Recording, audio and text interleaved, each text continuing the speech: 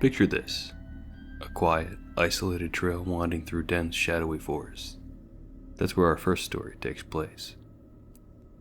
In the fall of 2008, a seasoned hiker named Emily set off on a solo trek in the Appalachian Mountains. She was familiar with the trail, having hiked it multiple times before. But this time, something felt different. As she ascended higher, the weather turned ominous.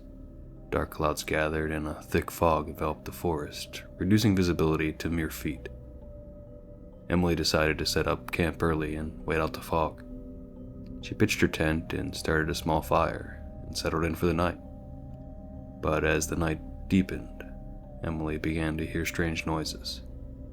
At first, it was just rustling leaves, but soon it escalated to faint whispers and footsteps circling her tent. She called out, hoping it was another hiker, but there was no response. The whispers grew louder, almost frantic, until they abruptly stopped. Then, a deafening silence. Emily's flashlight flickered and died, leaving her in complete darkness.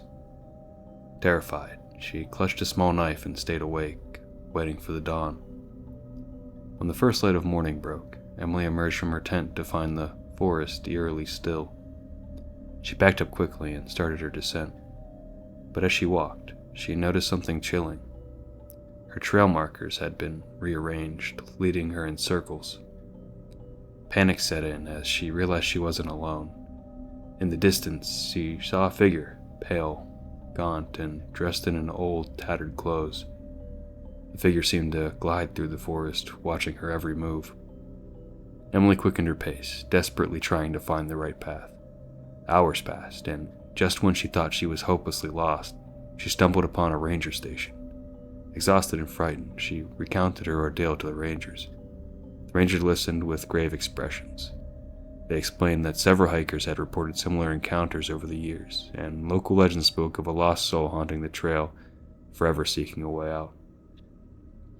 Emily never hiked alone again, and to this day, the whispers of the vanishing hiker continue to haunt those who dare to trek that isolated trail.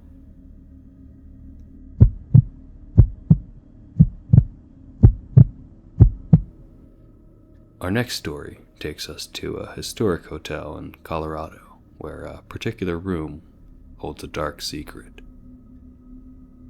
In the early 1900s, the Stanley Hotel was known for its luxurious accommodations and stunning views, but room 217 quickly gained a reputation for being haunted. Guests staying in the room reported hearing strange noises, objects moving on their own, and an eerie presence that seemed to watch them as they slept. The most famous incident involved a couple in the 1970s who claimed to have seen a ghostly figure of a maid standing at the foot of the bed, silently weeping. Legend has it that in 1911, a housekeeper named Elizabeth Wilson was nearly killed in an explosion while lighting lanterns in room 217. She survived, but suffered serious injuries. Some say her spirit never left the hotel, and she continues to tend to her duties in the afterlife. One chilling account came from a guest who awoke in the middle of the night to find the room's temperature had plummeted. As he reached for the lamp, he felt an icy hand grip his wrist. Paralyzed with fear, he looked up to see a transparent figure of a woman hovering above him. She vanished as suddenly as she appeared, leaving him shaken and unable to sleep for the rest of the night. To this day, room 217 remains one of the most requested and feared rooms at the Stanley Hotel. Those who dare to stay there are either drawn by the thrill of encountering a ghost or hoping to catch a glimpse of the hotel's most famous spirit. But one thing is certain. The haunting of room 217 is a tale that continues to send shivers down the spine of even the most skeptical guest.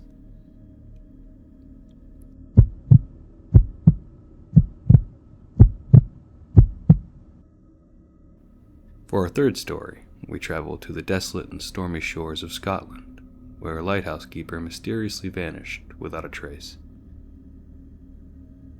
In December 1900, the lighthouse on the remote Flannan Isles was manned by three keepers: Thomas Marshall, James Ducat, and Donald MacArthur. The weather was brutal, with powerful gales and relentless waves crashing against the rocky cliffs.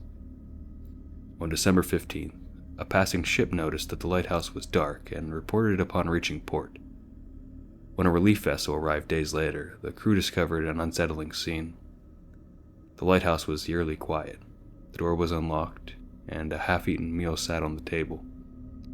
The clocks had stopped, and there was no sign of the keepers. Their oilskins, essential for braving the harsh weather, were still hanging on their hooks, suggesting they had ventured out without them, a dangerous and uncharacteristic move. An official investigation revealed little. There were no signs of foul play, and the only clues that were a set of strange log entries. The final entry, dated December 15th, mentioned a severe storm, even though weather records showed clear skies. The log also referenced a great calm and God being overall, hinting at a possible supernatural element. Theories about their disappearance range from a tragic accident where they were swept away by a rogue wave to more outlandish ideas involving alien abductions or mythical creatures. But none have been proven, and the fate of the 3 lighthouse keepers remains one of the sea's most enduring mysteries. Today, Flannan Isles Lighthouse stands automated and unmanned, a silent sentinel over the waters, haunted by the ghost of its past keepers. The disappearance continues to baffle historians and captivate the imaginations of those who hear their story.